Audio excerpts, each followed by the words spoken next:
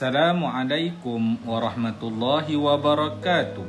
Inna hamdalillah wassalatu wassalamu ala rasulillah summa amma ba' ahlan wa sahlan wa marhaban bikum. InsyaAllah hari ini kita menyambut hari kelahiran Rasulullah sallallahu alaihi wasallam. InsyaAllah kita mulakan dengan berselawat ke atas junjungan besar Nabi Muhammad sallallahu alaihi wasallam.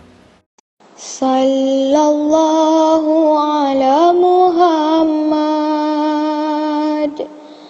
Sallallahu alaihi wasallam Sallallahu ala Muhammad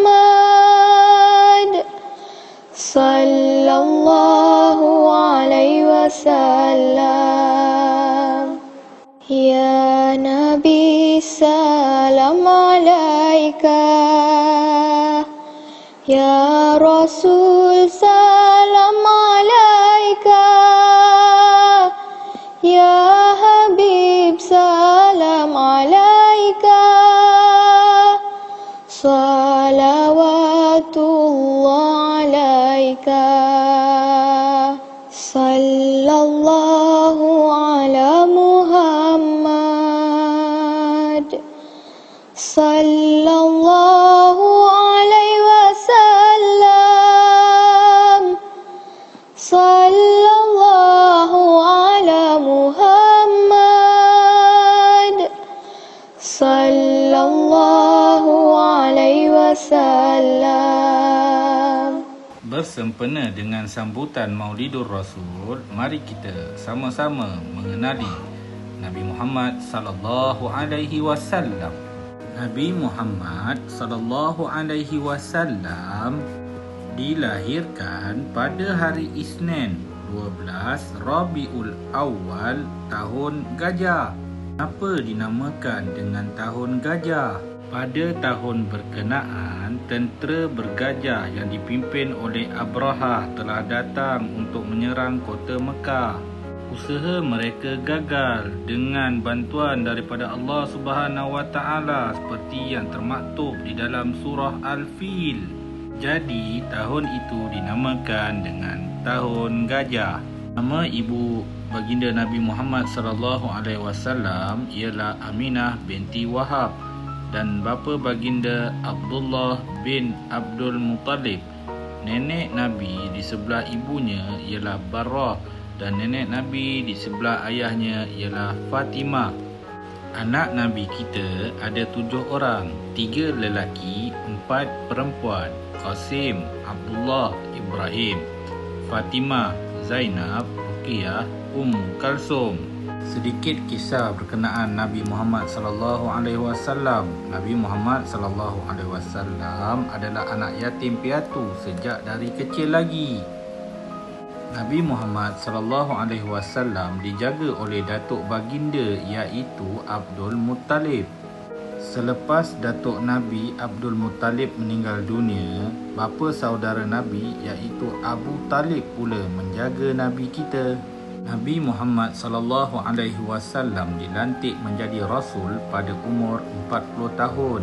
Nabi Muhammad sallallahu alaihi wasallam berhijrah ke Madinah pada usia 53 tahun. Baik, sekarang kita beralih pula kepada kepribadian Nabi Muhammad sallallahu alaihi wasallam. Sifat terpuji Nabi Muhammad sallallahu alaihi wasallam yang utama, pertama, siddiq iaitu berkata benar. Kedua, amanah, dipercayai. Ketiga, tabligh, menyampaikan. Dan yang keempat, fatanah iaitu bijaksana. Banyak bukti yang menunjukkan bahawa Nabi Muhammad sallallahu alaihi wasallam mempunyai sifat terpuji dan dihormati dalam masyarakat. Baginda Nabi sallallahu alaihi wasallam digelar Al-Amin oleh orang Arab Quraisy kerana perkataan dan perbuatan baginda Nabi sallallahu alaihi wasallam sentiasa dipercayai dan tidak pernah berbohong. Nabi SAW juga bersifat dengan sifat amanah sehingga menyebabkan Khadijah binti Khuwailid menyerahkan modal yang besar kepada baginda untuk diperniagakan. Nabi Muhammad SAW mempunyai sifat pemimpin yang unggul dan bijaksana dalam menyelesaikan sesuatu masalah. Baginda pernah menyelesaikan suatu persengketaan dalam kalangan kabilah Quraisy semasa berumur 35 tahun yang berpunca daripada peristiwa untuk meletakkan semula Hajar Aswad ke tempat asalnya, iaitu di penjuru timur Kaabah. Hajar Aswad ini terjatuh semasa banjir melanda kota Mekah. Baginda Nabi SAW telah memeterai perjanjian Hudaibiyah pada tahun 628 Masihi dengan orang Arab Quraisy Mekah. Walaupun kandungan perjanjian tersebut kelihatan berat sebelah, baginda menerimanya sebagai satu hikmah untuk menyebarkan Islam seterusnya. Nabi Muhammad SAW seorang ketua keluarga yang patut dicontohi. Baginda seorang yang bersifat pengasih dan bertimbang rasa. Baginda sering membantu isterinya memasak, menampal pakaian yang koyak, melayan anak dan membersihkan rumah.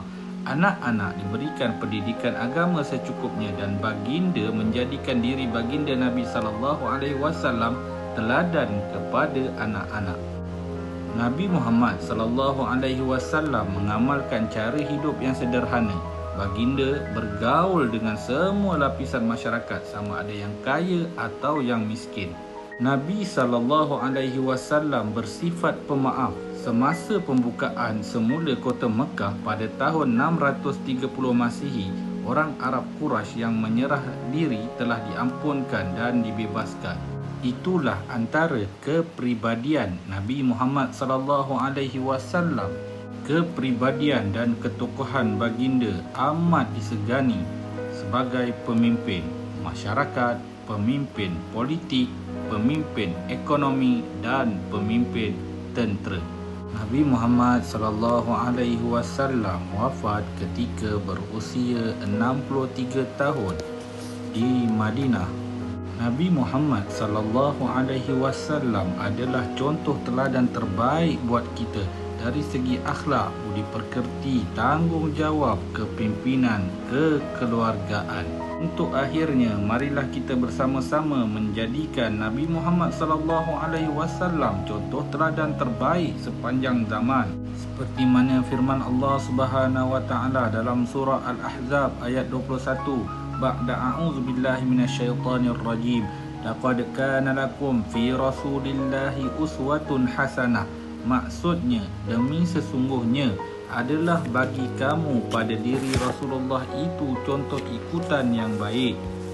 Daripada Abu Hurairah radhiyallahu anhu bahawa Nabi Muhammad SAW bersabda, innama bu'istu liutammima salihal akhlaq. Maksudnya, sesungguhnya tidak aku diutuskan melainkan untuk menyempurnakan kebaikan akhlak. Riwayat Ahmad. Moga kita semua beroleh manfaat di dunia dan beroleh syafaat di akhirat, insya-Allah.